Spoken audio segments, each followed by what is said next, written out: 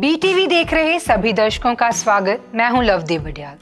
आपने मुगलों और राजपूतों की लड़ाई जरूर सुनी होगी।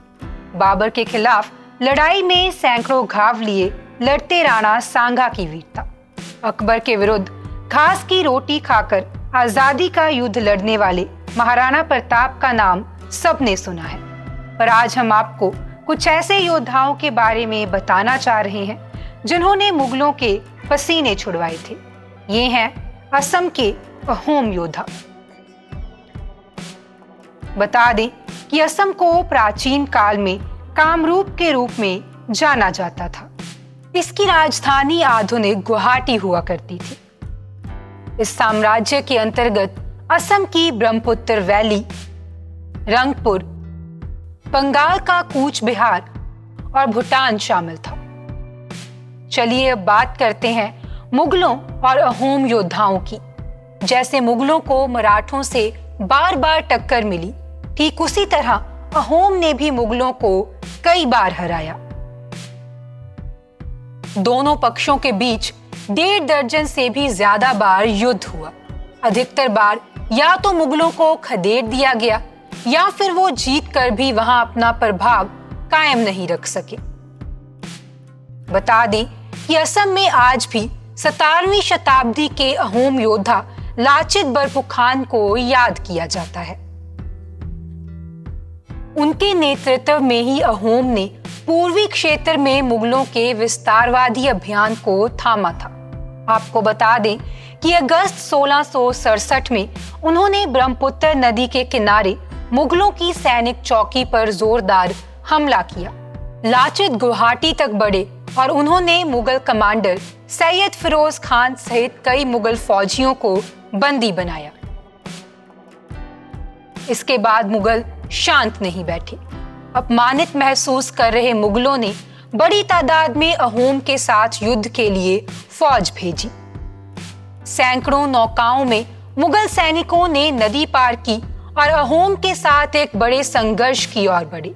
बता दें कि मुगलों ने इस बार काफी मजबूत सेना भेजी थी, लेकिन इस बार जो हुआ वो इतिहास की हर पुस्तक में पढ़ाई जानी चाहिए, जहां नेवल वॉर या फिर जलीय युद्ध की बात आती है। दरअसल लाचित के नेतृत्व में अहोम सैनिक सिर्फ 7 नौकाओं में आए। उन्होंने मुगलों की बड़ी फौज और कई नावों पर ऐसा आक्रमण किया कि वो तितर बितर हो गए। मुगलों की भारी हार हुई। इस विजय के बाद लाचित तो नहीं रहे, लेकिन इस हार के बाद मुगलों ने पूर्वी क्षेत्र की ओर देखना ही छोड़ दिया। चलिए मुगलों की इस हार की पटकथा समझने के लिए थोड़ा और पीछे चलते हैं। दरअसल लाचित के इस पराक्रम से 50 साल पहले से ही मुगलों और अहोम के संघर्ष की शुरुआत हो गई थी। सन 1615 में ही मुगलों ने अबू बकर के नेतृत्व में एक सेना भेजी थी जिसे अहोम ने हराया था।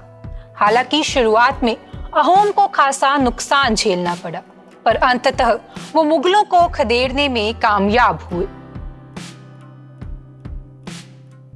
दरअसल 1515 में कूच बिहार में कूच वंश की शुरुआत हुई। विशव सिंह इस राजवंश के पहले राजा बने। उनके बेटे नारा नारायण देव की मृत्यु के बाद साम्राज्य 2 भागों में विभाजित हो गया। पूर्वी भाग कूच हाजो उनके भतीजे रघुदेव को मिला और पश्चिमी भाग पर उनके बेटे लक्ष्मी नारायण पदासीन हुए। लक्ष्मी नारायण का मुगलों से काफी मेल जोल था। अहोम राजा सुखम्पा ने रघुदेव की बेटी से शादी कर पारिवारिक रिश्ता कायम किया और यहीं से सारे संघर्ष की शुरुआत हुई। उपजाऊ भूमि, सुगंधित पेड़ पौधों और जानवरों, खासकर हाथियों के कारण कामरूप क्षेत्र समृद्ध था और मुगलों की इस क्षेत्र पर बुरी नजर होने के ये भी एक बड़ा कारण था। अहोम ने एक पहाड़ी सरदार को अपने यहाँ शरण दी थी। मुगल इस बात से भी उनसे नाराज थे। जब शाहजहां बीमार हुए तब उसके बेटे आपस में सत्ता के लिए लड़ रहे थे। इस कलह का फायदा उठाकर अहोम राजा जयध्वज सिंहा ने मुगलों को असम से खदेड़ दिया। उन्होंने गुवाहाटी तक फिर से अपना साम्राज्य स्थापित किया, लेकिन असली दिक्कत तब आई जब मुगल बादशाह औरंगजेब ने उस क्षेत्र में अपना प्रभुत्व स्थापित करने के लिए बंगाल के सूबेदार मीर जुल्मा को भेजा। मार्च 1662 में मीर जुमला के नेतृत्व में मुगलों को बड़ी सफलता मिली। अहोम के आंतरिक कलह का फायदा उठाते हुए उसने सिमुलगढ़, समधारा और गढ़ गांव पर कब्जा कर लिया। मुगलों को 82 हाथी, 3 लाख सोने चांदी के सिक्के, 675 बड़ी बंदूकें और 1000 जहाज मिले। उन्होंने इनके अलावा भी कई बहुमूल्य चीजें लूटी, लेकिन ठंड आते ही मुगलों को वहां के मौसम में मुश्किलें आने लगी और उनका दिल्ली से संपर्क टूट गया और मुगल वहां से भाग खड़े हुए। बारिश का मौसम आते ही मुगलों और अहोम राजा जयध्वज सिंघा में फिर युद्ध हुआ, लेकिन अहोम को हार झेलनी पड़ी। मुगलों को 1 लाख रुपए देने पड़े और कई क्षेत्र भी गंवाने पड़े। गिलाजारी घाट की संधि अहोम को मजबूरी में करनी पड़ी। जयध्वज को अपनी बेटी और भतीजी को मुगल हरम में भेजना पड़ा। जयध्वज को ये अपमान सहन नहीं हुआ और उनकी मृत्यु हो गई। प्रजा की रक्षा के लिए उन्हें मजबूरी में विदेशी आक्रांताओं के साथ संधि करनी पड़ी। जयध्वज के पुत्र चक्रध्वज ने इसे अपने अपमान के रूप में लिया और मुगलों को खदेड़ना शुरू कर दिया। वो मुगलों को भगाते भगाते मानस नदी तक ले गए और मीर जुमला ने जितने भी अहोम सैनिकों को बंदी बनाया था उन सभी को छुड़ा कर ले आई। अहोम ने अपनी खोई हुई जमीन फिर से हासिल की। गुवाहाटी से मुगलों को भगाने के बाद मानस नदी को ही सीमा माना गया। इसके बाद चक्रध्वज ने कहा कि अब वो ठीक से भोजन कर सकते हैं। इस अपमान के बाद औरंगजेब ने एक बहुत बड़ी फौज असम भेजी, लेकिन ऐतिहासिक सरायघाट के युद्ध में लाचित बोरफुखान के हाथों उनकी भारी हार हुई। पीछे हमने इसी युद्ध की चर्चा की है, जिसके बाद लाचित मुगलों के खिलाफ अभियान के नए नायक बनकर उभरे। 50,000 से भी अधिक संख्या में आई मुगल फौज को हराने के लिए उन्होंने जल युद्ध की रणनीति अपनाई।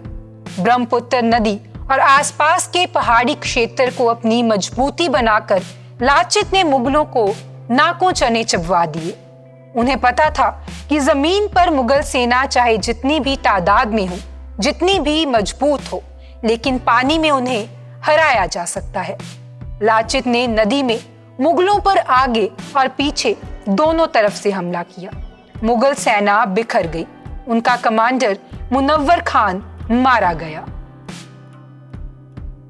आपको बता दें कि असम सरकार ने सन 2000 में लाचित बोरफुकान अवार्ड की शुरुआत की। काबिले गौर है कि नेशनल डिफेंस एकेडमी से पास हुए सर्वश्रेष्ठ प्रतिभाओं को ये सम्मान मिलता है। आज भी उनकी प्रतिमाएं असम में लगी हुई हैं। ऐसे में हमें उन अहोम योद्धाओं को याद करना चाहिए जिन्होंने मराठाओं और राजपूतों जैसे कई भारतीय समूहों की तरह मुगलों से संघर्ष किया। बता दें कि आज भी 24 नवंबर को लाचित दिवस के रूप में मनाया जाता है। ऐसी जानकारी भरी वीडियोस देखने के लिए देखते रहें BTV। Be positive, be yourself.